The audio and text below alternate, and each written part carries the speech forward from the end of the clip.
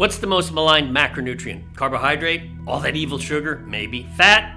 I mean, who doesn't love fat? So probably not. What about protein? Well, if you answered protein, then go to the head of the class. There have been more myths propagated about protein than perhaps any other macronutrient. We still have health professionals today touting just silly stuff like protein is bad for your kidneys, or too much protein will make you fat, or it'll make your bones weak and brittle. All of that is just utter nonsense. Hi, I'm Dr. Jose Antonio, the CEO and co-founder of the International Society of Sports Nutrition. My job today is to edify you on dietary protein for athletes.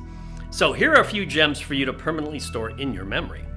Number 1, for building muscle mass and maintaining muscle mass through a positive muscle protein balance, an overall daily protein intake in the range of 1.4 to 2.0 grams per kilo per day is sufficient for most people who work out. However, and this is point number 2, there's evidence that suggests higher protein intakes of greater than 3 grams per kilo per day may have positive effects on body composition in guys and girls that lift weights. In fact, that work was done at my university in our lab at Nova Southeastern University. Number 3, protein doses should be ideally evenly distributed roughly every 3 to 4 hours across the day. Number 4, athletes should consider focusing on whole food protein sources such as meat, eggs, etc. However, consuming protein powders or ready-to-drink protein shakes are a viable alternative, especially post-workout when consuming a whole meal may not be feasible. Furthermore, it is very difficult to put on body fat if all you did was increase your protein intake. Number 5, there is zero evidence that dietary protein causes bone loss, nor is there evidence that it harms kidney function. If someone tells you this, then it is evident that they do not follow the latest science.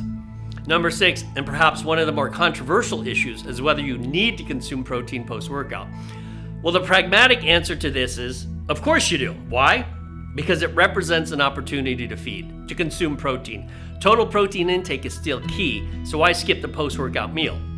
The converse of that is, why would you choose not to consume protein post-workout? Only a fool would consider doing nothing as the best option. So in summary, protein isn't bad for your kidneys, protein isn't bad for your bones. Protein is the critical macronutrient needed for skeletal muscle repair, so don't skimp on it. Once you have figured out your protein goals, then backfill the rest of your diet with carbohydrate and fat. Of course, if you participate in an endurance sport, total energy intake, especially carbohydrate, will be higher than for someone in a strength power sport. And that's it. For more information on protein and other sports nutrition information, visit the Journal of the International Society of Sports Nutrition and attend our yearly national conference held every June in the state of Florida. And I'd like to thank GPNi for their support of the ISSN and our certifications.